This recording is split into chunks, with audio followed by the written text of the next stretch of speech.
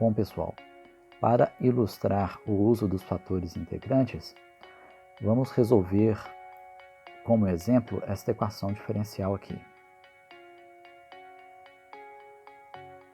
Bom, primeiramente nós observamos que essa equação diferencial já está escrita na forma padrão, que é essa forma aqui.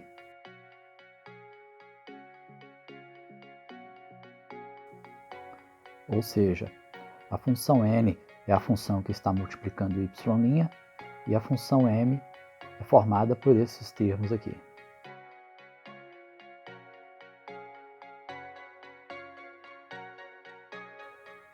Antes de procurarmos por um fator integrante, vamos verificar se a nossa equação diferencial é uma equação exata ou não, conforme nós aprendemos nas videoaulas anteriores.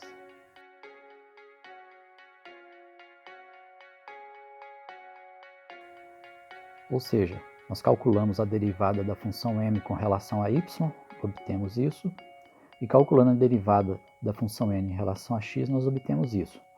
Comparando essas duas equações, nós percebemos que a derivada do m em relação a y é diferente da derivada da função n com relação a x. Portanto, essa equação diferencial que nos foi dada é uma equação que não é exata.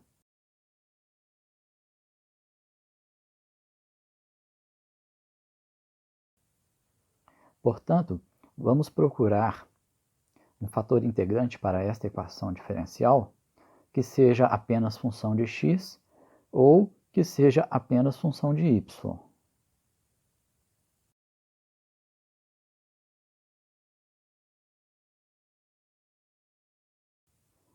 Lembrando que se o fator integrante é uma função apenas de y, então esta função que está sendo integrada precisa ser uma função apenas de y.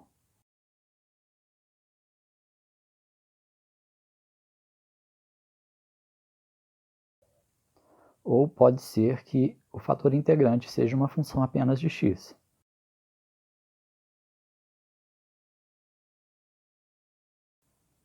Lembrando que, caso o fator integrante seja uma função apenas de x, então essa função que está sendo integrada precisa ser uma função apenas de x.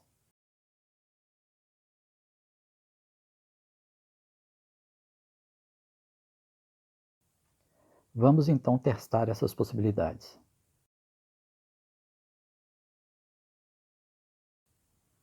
Então, primeiramente, vamos testar se isso daqui é uma função apenas de y. Caso seja, então podemos determinar um fator integrante que seja uma função apenas de y. nx é 2x mais y, menos my. Então, menos 3x menos 2y. Isso tudo dividido por m. m é igual a 3xy mais y². Então, vamos simplificar essa expressão para verificar se essa função depende apenas de y.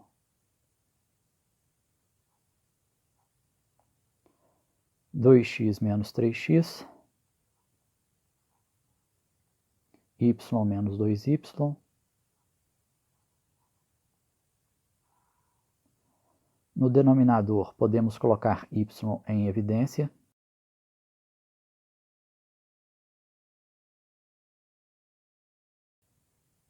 Nós simplificamos o máximo que dava para simplificar e ainda assim a variável x continua aparecendo.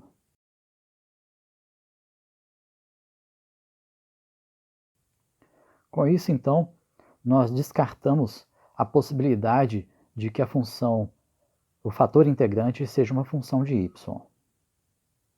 Então, vamos testar agora a segunda possibilidade. Vamos ver se essa função é uma função apenas de x.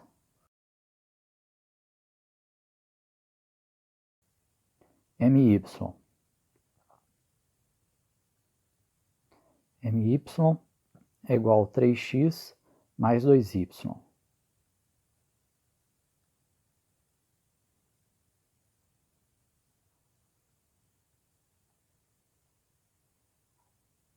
Menos nx,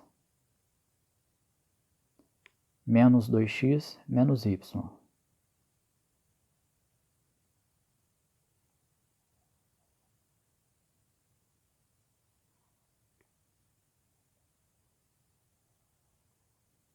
isso tudo dividido por n. N é igual a x² mais xy.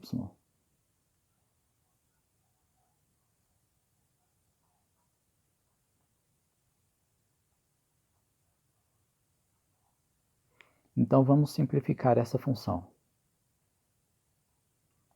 3x menos 2x, 2y menos y,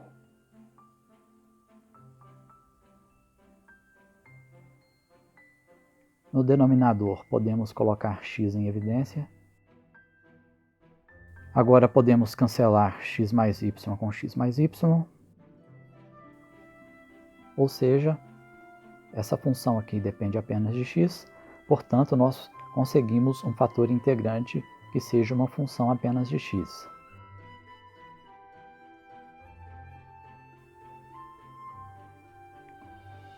Dessa forma, o fator integrante vai ser dado por essa expressão.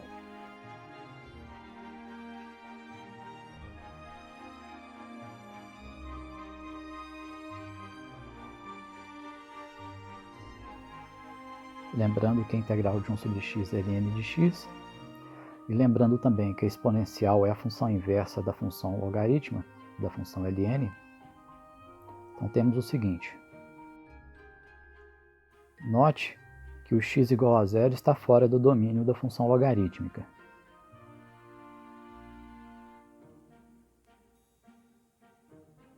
Então, o fator integrante é o valor absoluto de x, e nós sabemos que isso vai ser x caso o x seja maior que 0, e isso vai ser menos x caso o x seja menor que 0.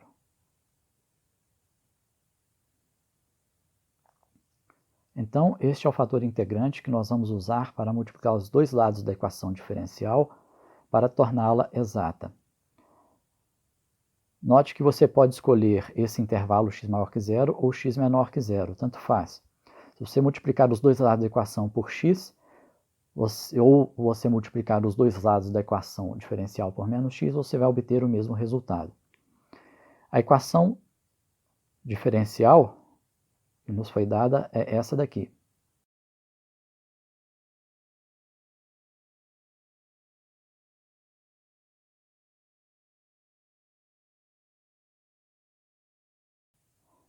Muito bem, então multiplicando essa equação diferencial pelo fator integrante, nós temos isso aqui.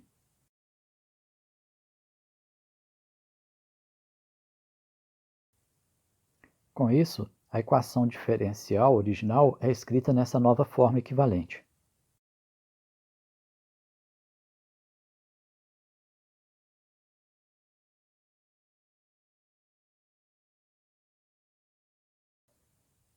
Nesse ponto, nós podemos conferir se o fator integrante de fato deixou a nossa equação diferencial exata.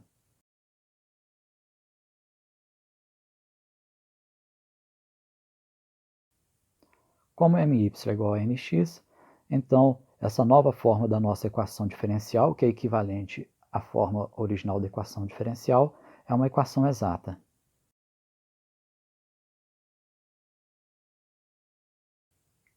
Então, nós vimos um teorema que garante que essa equação é exata, e o mesmo teorema também garantiu o seguinte para a gente: a existência de uma função psi de duas variáveis, cuja derivada em relação a x é igual à função m, e cuja derivada em relação a y é igual à função n.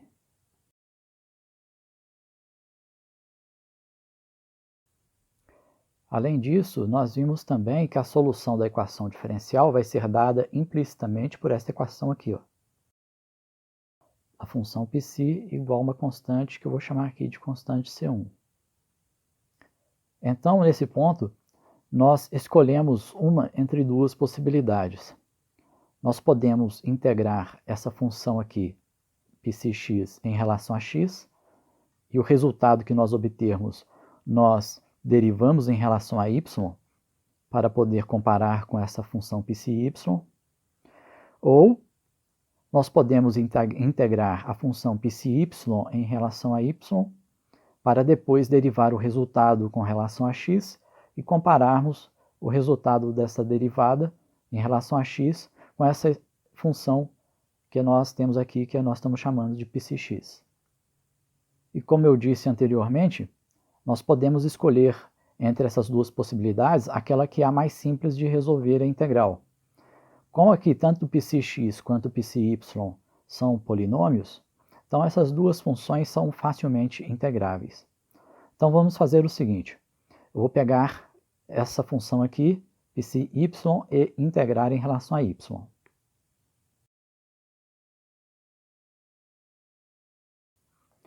Então, simplesmente reescrevi esta equação nessa forma aqui, usando a notação equivalente para a derivada parcial. E agora vamos integrar os dois lados em relação a y.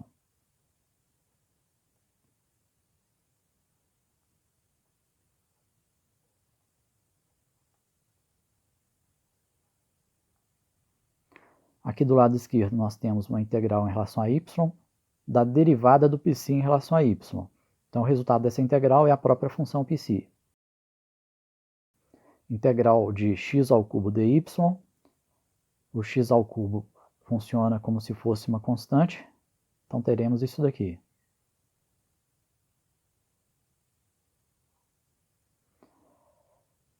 X ao quadrado y dy. O x ao quadrado é uma variável independente do y, então ela é como se fosse uma constante. Então teremos o seguinte. Notem que nós estamos integrando os dois lados de uma equação que depende tanto de x quanto de y. E nós integramos em relação a y. Então, como consequência desse processo de integração, tem que surgir algo que seja uma constante com relação a y. E a forma mais geral para nós obtermos isso é somando uma função de x.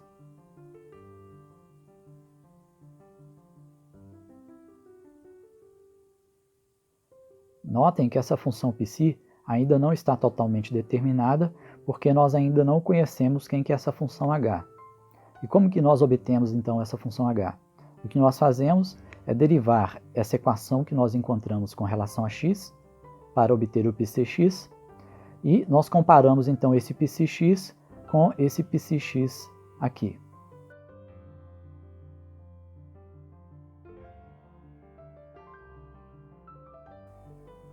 Então, derivando isso aqui, x ao cubo vezes y com relação a x, o y é uma variável independente, então nós teremos como resultado da derivada isso aqui, em relação a x. Da mesma forma, aqui, derivando isso em relação a x, nós teremos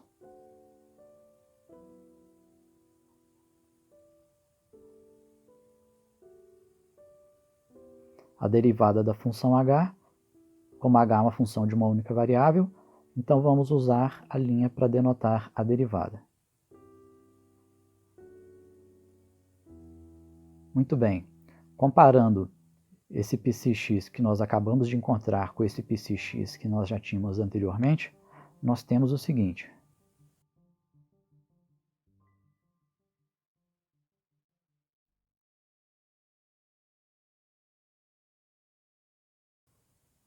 Então, por comparação, nós temos isso. Dessa equação aqui, nós isolamos o h' de x. Então, passando 3x2y para o lado de cá com o sinal trocado, vai cancelar com esse 3x2y. E passando esse xy2 para o outro lado com o sinal trocado, vai cancelar com esse xy2. Consequentemente, bom, chegando nesse ponto, nós não determinamos ainda quem que é a função h, mas nós estamos perto, porque nós já descobrimos quem que é a função h' de x, ou seja, a derivada dessa função h. Então, para calcular a função h, nós simplesmente calculamos a integral dessa função.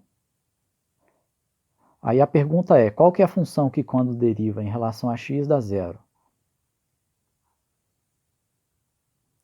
Como h é uma função de uma única variável, então a função cuja derivada é igual a zero é uma constante, que eu vou chamar de constante C2. Então nós pegamos essa função h e substituímos aqui na expressão de psi.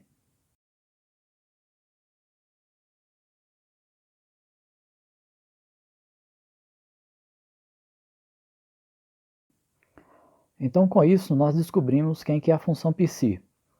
Só que nós precisamos lembrar o seguinte: a função π não é a solução da equação diferencial. A solução da equação diferencial é dada implicitamente por essa equação aqui.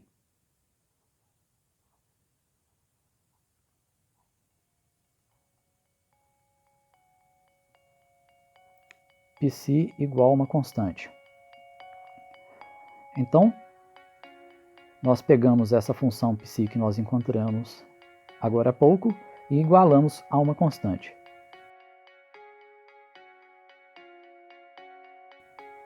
Passando essa constante C2 para o outro lado com o sinal trocado,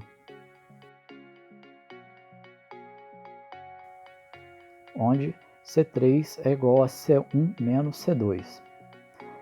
Você pode deixar a sua solução dessa forma aqui, ou pode multiplicar os dois lados dessa equação por 2 para assumir com esse denominador.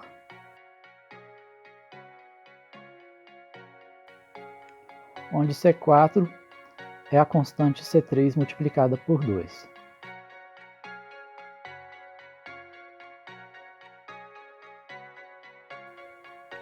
Ou seja, a solução da equação diferencial é dada implicitamente por essa equação aqui.